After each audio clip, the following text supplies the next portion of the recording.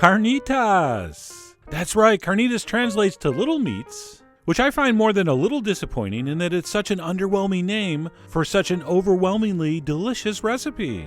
But anyway, it does sound great in Spanish. And despite the name, there's nothing small about this recipe. Big flavor, amazing texture, and as you'll see, produces a taco that is nothing short of fantastic. So let's go ahead and get started. And first up, we need to cut up some pork. And for that, we're going to use something called pork shoulder, also known as pork butt. And all we're going to do is take a knife and cut this up into large chunks. And where you see natural separation of the muscles, you can just trim that apart. And by the way, don't discard any fat. We'll get to that in a minute. So like I said, we're going to take that meat and cut it into nice large pieces. I'm going to say about 2 inches, but I'm not going to measure. Some of these might be 2 1/4, some might be 1 7/8. How do I know? The real key here is pick a size and stick with it. As long as your chunks are relatively the same size, they should cook uniformly, which is what we're going for here. And once our meat's been chunked up, we're going to go ahead and take any of the fat and just kind of cut that into small pieces. See, traditionally, carnitas is cooked in its own fat, like totally immersed in fat. We're not going to be able to do that here. We're doing a modified version for home use, but we do want as much fat as possible. So I do want you to cut that fat up into small pieces like that. And then what we'll do is we'll transfer that all into a bowl and season it up. And of course, with something like this, there's literally thousands of different ways you could season it. So this is just my particular take on it. But I think a lot of these are fairly typical. So we'll start with some kosher salt. We're also going to want some freshly ground black pepper. After that, we're going to do some cinnamon. I'm also going to do some ground cumin. And as a little bit of a surprise secret ingredient, some Chinese 5-spice. Oh yeah, you heard me. And if you're not sure what that is, I'll talk about that on the blog. I'm also going to toss in a couple bay leaves that I broke in half, just for better flavor distribution. I'm also going to toss in a handful of peeled whole garlic cloves. And then we're going to introduce some orange in 2 different ways. We're going to want to do some orange peel, and I literally mean the peel. All right, you don't want too much of that white part, so just take a potato peeler and just peel off some nice big pieces like that. And then once we have the peel of the orange in there, just go ahead and cut that in half and squeeze in the juice. And that's going to add a little bit of moisture and sweetness. I know, thank you, Chef Obvious. And then after the orange, last but not least, some olive oil. And you don't need to be using your fancy, expensive extra virgin here. Just regular olive oil is perfect, the lighter the better. And we will take a spoon and we will mix that thoroughly. So people like to add different chili powders at this point, some different dried herbs, thyme, oregano. But for me, this is the mixture I prefer. But you decide. You are the jefe of your carnitas. So we'll mix that up thoroughly. And at that point, we will transfer it into some kind of heavy-duty 9x12 or 13 baking dish or roasting pan. And once that's transferred in, go ahead and take a spoon or a spatula and just make sure everything's kind of evenly distributed. Okay, it's not that big of a deal, but you don't want like all your bay leaves in one spot or all your garlic in one spot. Just kind of mix it up.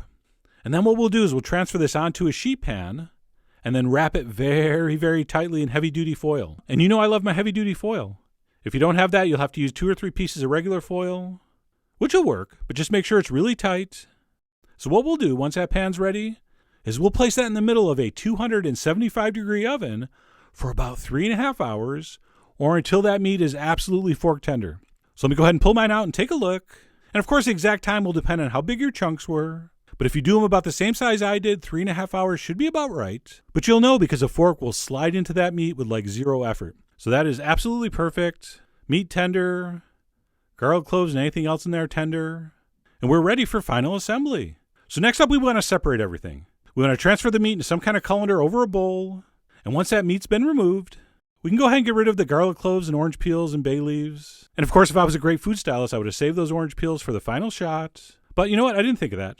That's okay. I'm over it already. And then we'll go ahead and pour that braising liquid into the colander also, which of course is going to leave us with 2 things. A strainer full of amazing meat, and of course the juices and fat underneath, which we're going to use in a second, so don't throw that away.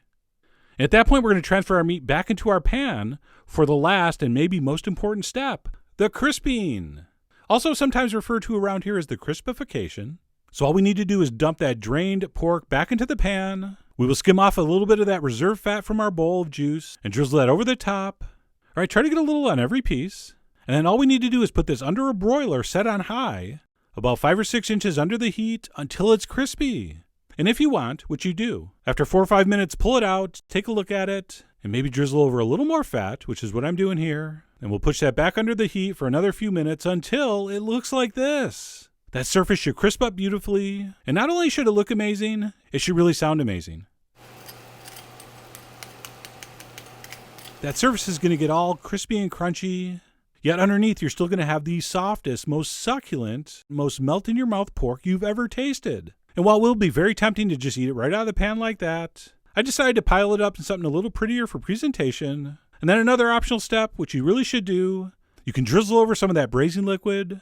Okay, some people even like to reduce it down and pour it over. Totally fine, great idea. But either way, it's going to be magnificent. And at that point, our carnitas are officially done and ready to eat. But before I build a taco, I gotta eat one more piece just like this. And don't get me wrong, the flavor's amazing. But above and beyond the taste, like I said, the magic is really in the texture. It's that combination of crispy surface and moist, buttery, melt-in-your-mouth pork that just can't be beat. And then let's finish up in style by making one carnitas taco. You're going to, of course, want a nice warm corn tortilla. We'll top that with a few chunks of our pork. Just kind of smash them apart a little bit. A lot of people like to chop this. I do not. I like the bigger pieces. And then all you're really going to want to enjoy with this is a little bit of salsa. Of course, we're using our fire-roasted cherry tomato salsa. And then I'm also going to do a little bit of diced white onion, just a touch. We'll also do a little bit of freshly chopped cilantro. And maybe a little fresh lime to garnish. If you want a little extra acidity to cut the fat in that pork. But really, that's it. Restraint is key here. Of course, having said that, I hate when people tell people how they should eat things. So you put what you want in here. And that is just an unbelievably amazing bite of food. And I have no way of knowing if there's actually tacos in heaven. I mean, for that matter, I don't even know if there's heaven in heaven. But if there is, and if they do, this has to be the taco they serve, okay? So I really do hope you give this a try. Head over to foodwishes.com for all the ingredient amounts and more info as usual. And as always, enjoy.